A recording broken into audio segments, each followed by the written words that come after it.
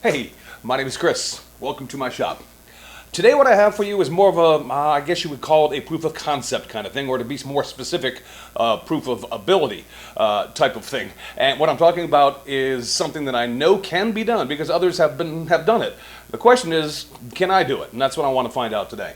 And what I'm talking about is steam bending wood, and in particular, steam bending pine. Now, pine being such a soft wood can be a very weak wood in certain directions. And I can honestly tell you that I've attempted to steam bend pine in the past and have failed miserably at it. But I think with a little added know-how and the proper techniques, we stand a fighting chance today. So stick around. We're going to try to steam bend pine next.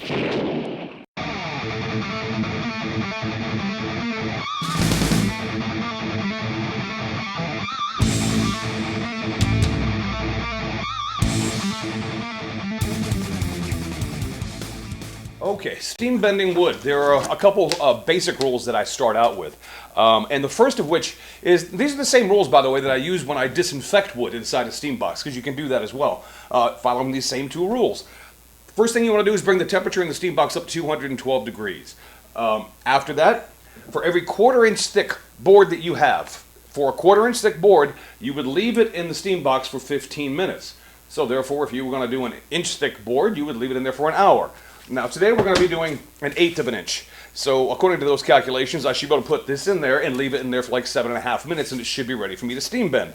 I, being the nervous Nelly that I am, I'm going to go ahead and leave it in there for 15 minutes just to make sure. But there's more to steam bending wood than the temperature and the amount of time that you leave it in the steam box. And for me to explain that, let me bring the camera in and I'll go over that briefly with you right now. Okay, now while the heat is important, 212 degrees, and the length of time that we leave it in the steam box is also important.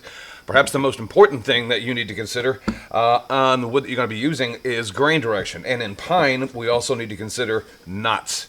Unfortunately, you don't want a piece of pine that has any kind of knot in it at all to try and bend, because I can guarantee you this wood will break right there at that knot if you try to use this. So that's not good. We need to find a good piece of clear pine. And when I'm talking about grain direction, wood, in case you don't know, is sawn in 3 different fashions. And well, it's classified into 3 different fashions. The first one is flat sawn. And if you'll notice what I'm talking about here, the grain direction is running horizontal to this piece. This is, let's say this is the scale I drew up for you. This is 0 along the very bottom. Anything that falls grain direction wise between 0 and 30 degrees is considered flat sawn wood. That's not going to work, because this wood, if we try to bend it, will do this. It'll automatically crack. Rift sawn wood, you have a better chance at it, but it's still probably not the ideal type of wood to use for this, because you can still get the cracks going on it. And rift sawn wood is basically wood that has the grain direction running anywhere between 30 to 60 degrees off of 0 here, and that would be rift sawn.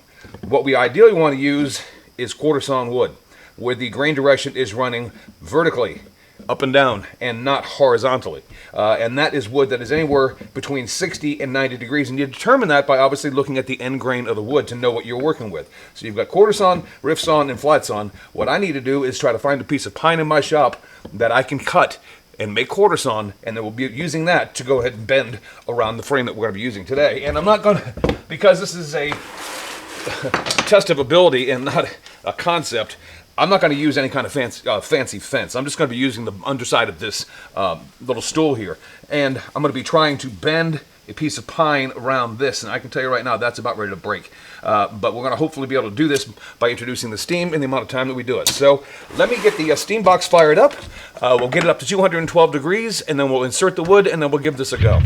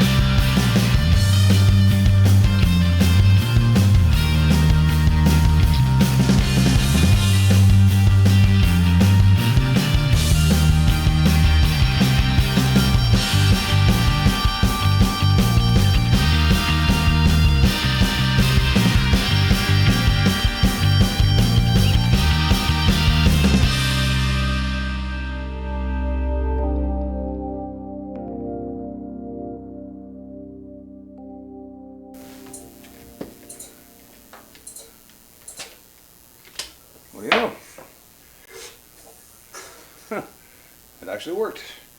Rock and roll. So yeah, managed to get it done. And granted, that's not a crazy curve to take when it comes to steam bending wood. I mean, it really isn't. But I was concerned with pine, just because pine has given me difficulties in the past. But obviously, that grain direction was real important because I did find a nice, clean, very quarter-sawn piece that I was able to cut off of a 2x4, believe it or not, that didn't have any knots in it, and it was able to withstand that curve, obviously, very well. So we're going to leave this in the clamps, come back in a couple days, take it out of the clamps, find out how much spring back we get, and then we'll go from there. Okay, that has been in the clamps for about 2.5 days. So what do you say we start taking these clamps off and see if it retains its shape or how much spring back we actually get? All right, here we go. So I'm going to find out how much spring back we get right now. It's quite a bit.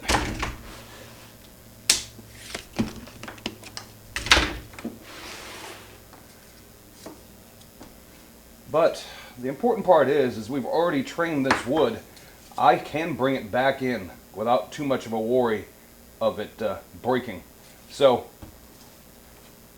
yeah, a fair amount of spring back. But in the right situation, I can have it conform to the shape that I originally clamped it down to. So, not so bad. So, there you go. Steam bending pine. Easier said than done, but I managed to pull it off. And I have a project in mind that I want to actually use pine with, and I wanted to see if I could steam bend it. Turns out I can.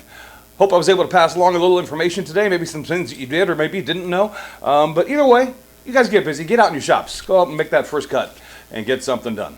I'll talk to you later.